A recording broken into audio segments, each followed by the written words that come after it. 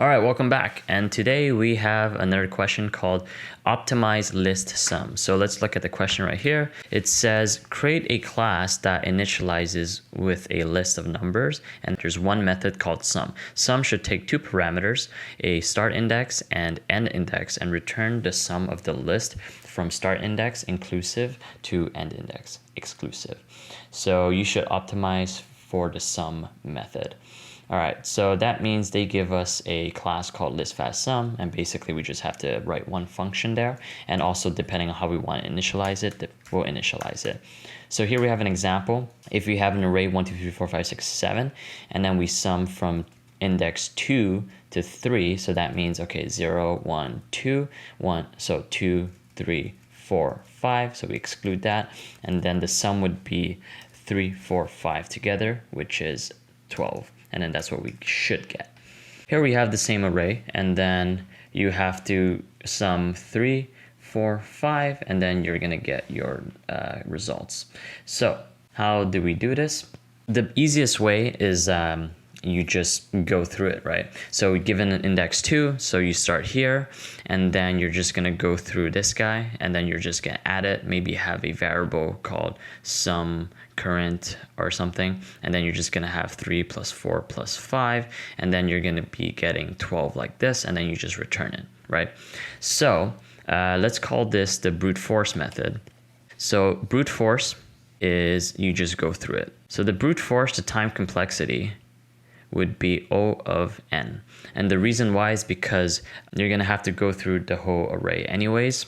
Not the whole array, but the range, the index range. And the index can be potentially the whole array. And then they'll tell you to loop through the whole thing.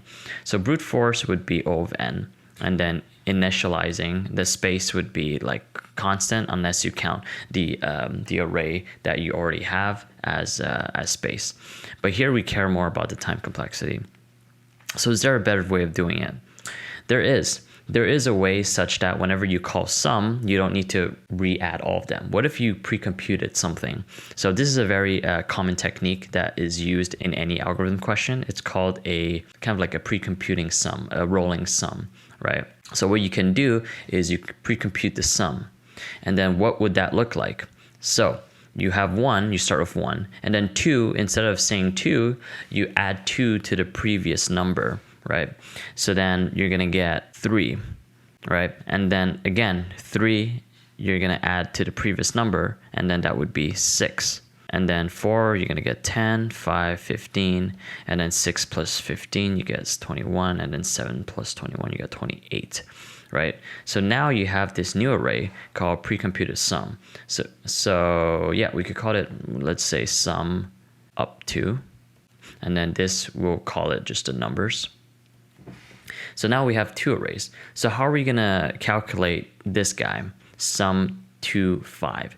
So what you're gonna do is actually extremely simple, because we know that you have to add these guys up, right? And it gives 12. So you have to subtract these guys and add these guys, right? So how do you get the sum of 1, 2, 3, 4, 5? Well, it's right here, right?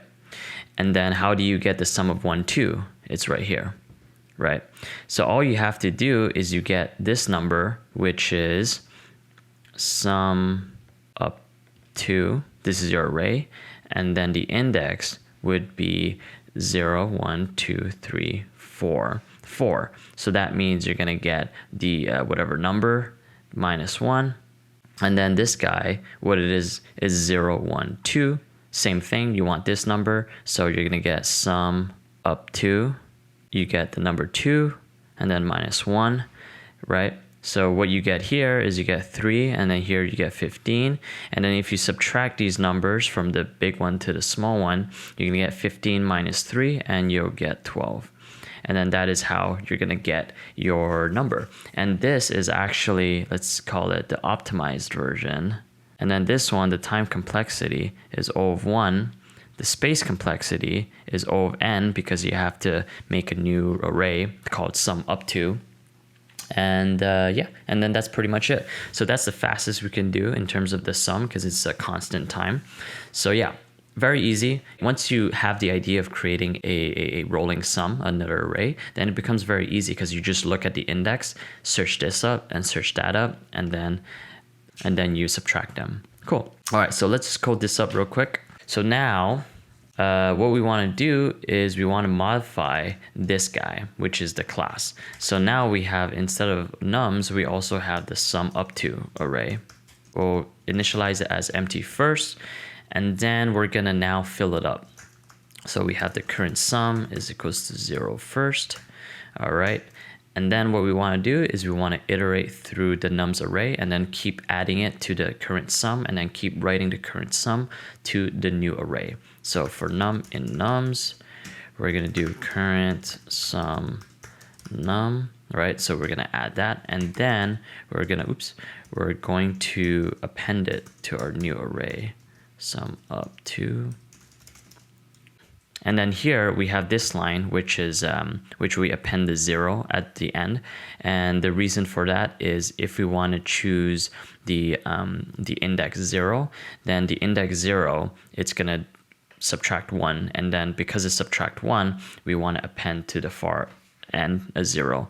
Let me go through the example here. So imagine if we want the index 0. So index 0 would start here, right? And then because it starts here, this current sum should be 0. But once we do -1, we're going to subtract 1 to 0, which means we go all the way to the end here. Because in Python, when you do -1, it actually goes backward and all the way to the front of the array. So that's why at the end, we append a 0 here so that we could represent the index 0. Okay, cool.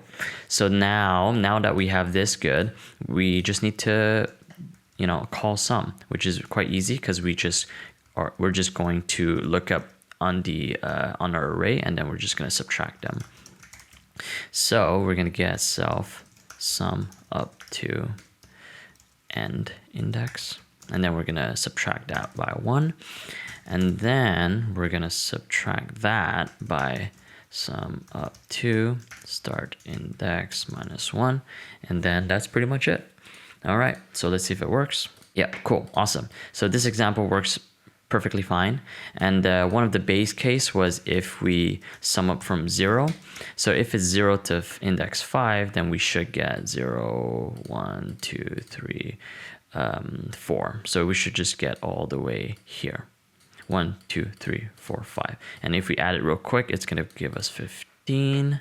All right, excellent. Yeah, so it gives us 15. This is perfect. And yeah, so that's pretty much it. I hope this was useful for you, and see you in the next one.